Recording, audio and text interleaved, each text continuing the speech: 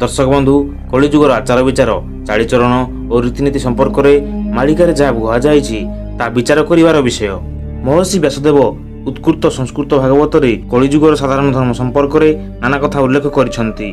सुखदेव परीक्षित को कलिजुगर लक्षण विषय बुझाइबाकू जाई कहउछेंति ए परीक्षित जेतेबेले घर कलिकाल आसीजिवो सेतेबेले सेही जुगर प्रभाव रे धर्म सत्य पवित्रता क्षमा दया आयु बल एवं स्मरण शक्तिर विलोप घटिबो।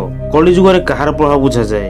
दर्शक बंधु मोबाइल फोन रो खराब व्यवहार द्वारा यही सब घटिबो बोली अनुमान लगा जाए। दर्शक बंधु आज मोबाइल फोन युवपीढ़ी आ वयस्क लोक मानकू ग्रासीबारे लागिछि माने तार आयत्तर रखिबारे लागिछि। मोबाइल फोन जोगु अनेक लोक मृत्यु करुछंती कि नहीं आपण माने जानि पारुथिबे। कलिजुगर मनुष्य माने पापी हेबे अधर्म कार्य करिवे।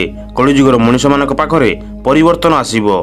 कलिजुगर मनुष्य मानकर हातरे अनेक अनीति होइबो अधिकरु अधिक पाप हेबो। कलिजुगर मनुष्य माने टंका पछरे दौड़िबे धन पाई पाप कार्य मध्य करिबाकू पछाइबेनी।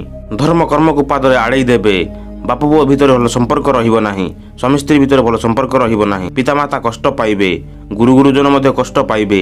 पापी मनुष्य गुरु गुरुजन को मानिबे नाही। कटु कथा कहिबे। चलंतु जानिबा महापुरुष कोन कहउछंती कलियुग शेष रे सब कोन कोन हेबो केउ माने बंचिबे आ केउ माने मरिबे सेमाने केमिति सब मरिबे। महापुरुष लेखुछंती उत्तरे साजिबो दक्षिणे गाजिबो पूर्वे न रहिबे केही छाड़ बाड़ धरि जतिक रहिबे कुळको बिहन सही।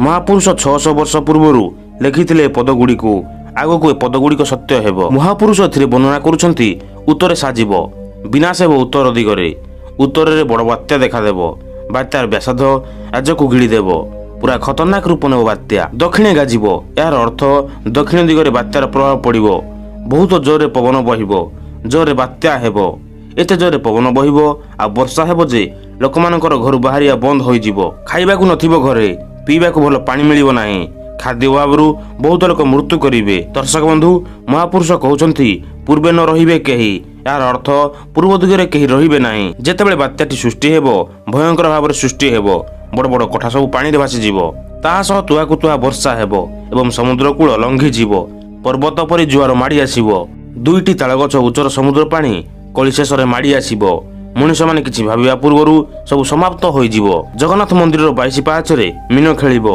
रत्न सिंहासरे बन देवता लहड़ी मारुथिबे आ चारियाडे पड़िजिवो ककुआ भय। दर्शक बंधु एसबु घटना निश्चिंत घटिबो आपण माने सब निज आखिरे देखिबे। दर्शक बंधु कलियुग शेष समय चलीछि कलियुग शेषरे बिजुली नथिबो खाइबाकू नथिबो जेउ आडे देखिबो सेई आडे खाली सब माळमाळ। महापुरुषक बाणी सत्य होईछि आगको मध्य सत्य हेबो। महापुरुष कहउछंती शेषरे जे माने बंचिबे से माने विहन होई रहिबे यार अर्थ जे माने कलियुग शेषरे रहिबे से माने मूल विहन होई रहिबे। जे माने भगवान को नाम नेबे पुण्य काम करिवे सत्मार्ग रे चलिबे से माने ही बंचिबे कलियुग शेषरे। जे माने शेषरे बंचिबे से माने कोटु सृष्टि हेबो नूतन युग नूतन समाज एक सुंदर समाज गढ़ी उठिबो। ए समाजर उद्देश्य हेबो ईश्वर को नाम जपिबा समाज पई बंचिबा जाति पई बंचिबा धर्म कर्म करिबा। सेमानठार जे संतान जात होइबो सेमानकर मूल उद्देश्य रहिबो भगवान को नाम को दुनिया रे प्रसार करिबा। सेठु सृष्टि हेबो नूतन युग नूतन समाज सत्य युग सृष्टि हेबो सेही मूल विहन कटारु। आजिर आधुनिक समाज रे विज्ञान यथेष्ट उन्नति घटिथिले मध्य काहारी मन रे शांति नाही। समग्र विश्व आज भीषण संकटर सम्मुखीन प्रत्येक जेपरि आत्मस्वार्थ बजाय रखी छका पंजा भितर गति करूछंती ता देखि भविष्यतर सुख स्वप्न एका बेलके मन रो उभै जाउछि। आजिर समय लोक माने उल्टा रास्ता रे जाउछंती भल कथा सिखाइले उल्टा गाली करूछंती। दर्शक बंधु महापुरुष मध्य मालिकारे लिखिछंती कलियुग शेषरे केही काहाकू मानिबे नाही समस्ते पाप कार्य करिवे कार धन चोरी करिवे कार स्त्री को जबरदस्त धरी पळाइबे एहीपरि अनेक पाप कार्य करिवे। शेषरे भगवान पापी संहार करिया पई आ अधर्मर विनाश करिया पई तांकर रूप नेबे आ संहार करिवे। दर्शक बंधु एथुर मुक्ति पाइबार गोटिए रास्ता सत्मार्ग रे चलंतु समाजर मंगल चिंता करंतु आ भगवानकर शरण नियंतु एहीपरि कले जाई बंची पारिबे आसुथिबा विपदरु। आशा करूछि भिडियोटी भलो लागिथिबो।